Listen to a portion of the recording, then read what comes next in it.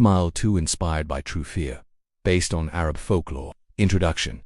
In a small, dusty village on the outskirts of Al-Baha, Saudi Arabia, whispers often filled the night wind. Whispers of a woman who smiles too much, not out of joy, but out of a curse.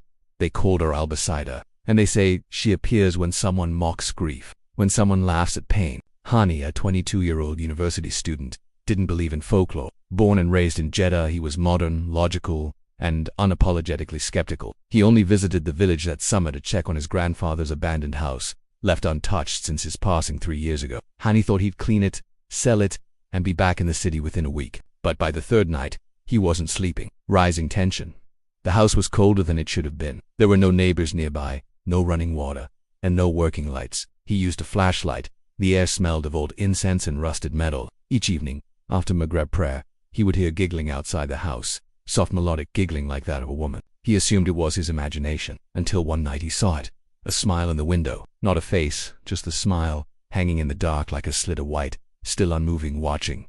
The moment he shone his flashlight on it, it vanished. The next morning, he found a symbol carved on the inside of the door, a crescent split by a crooked smile. He remembered his grandfather once mentioning something about never whistling after Isha and never laughing alone in the dark. Old sayings, he thought, but now they echoed. He tried leaving, but the road out was blocked by a rock. Locals told him, "Stay inside after nightfall. Don't mirror her grin." The haunting. That night, he found an old photograph tucked beneath a loose floorboard, a black and white image of a veiled woman, face partially turned. But the smile was unnatural, too wide, almost cut across the face. On the back, "If she smiles back, run." Hani's laughter cracked under pressure. He was scared but also trying to dismiss it all. He chuckled nervously, then full-on laughed at how ridiculous he was being.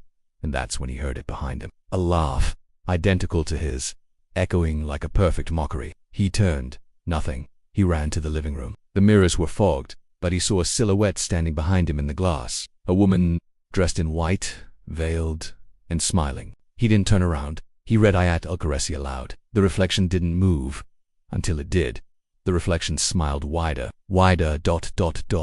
until blood seeped from the corners of the lips. Then, everything went black. Climax. He woke up before Fajr prayer, lying outside in the dirt, barefoot, mouth aching. In his hand, a shard of broken mirror. He looked at it and screamed. His own mouth was smiling, slashed open ear to ear, stitched by something invisible. He couldn't close it. The villagers found him crawling near the masjid at dawn, Mute smiling, eyes full of terror.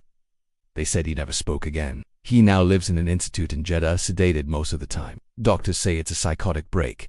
But the villagers, they say Al-Basida mocked him, punished him for laughing at what he should have respected. Ending. Final narration. They say if you hear laughter late at night and you smile without knowing why, check the mirror. If she smiles back, run.